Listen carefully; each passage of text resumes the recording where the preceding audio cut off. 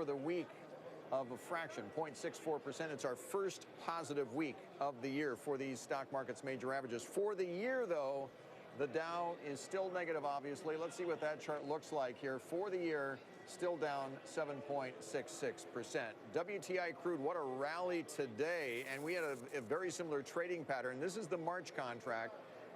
March got down to the $27 range. The February contract that expired on Wednesday got to $26. For the week, though, a gain of 9.5%.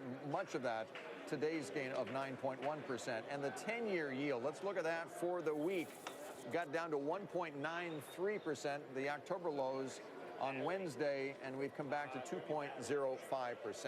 And we close out with a smiling Bob Pisani here. I was not in a good mood yesterday, but No, you notice all those charts look the same. They all have that V bottom on exactly looking like that. Yep. And that Wednesday at 12:30, they're going to be studying that for many, many years because that's what you call a climax selling point. Remember, we were standing here slack-jawed.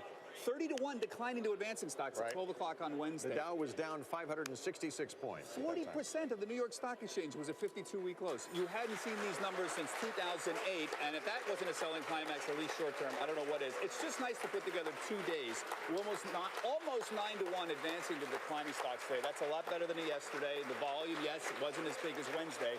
You're not going to see many days like Wednesday. Safe flight out. We're up for the week. There you go. See you later, Bob. Thanks. Yeah, a 200-point gain to close out this week. Stay tuned. The Harlem Gospel Choir is ringing the closing bell and then performing here at the big board at the Nasdaq. It's the Boys and Girls Club of New Jersey ringing the bell. Stay tuned. Second hour of the closing bell with Kelly Evans and company. Have a good weekend, Kelly.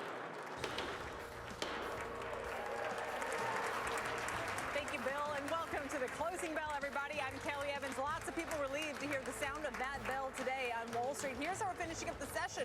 The Dow with a gain of 210 points.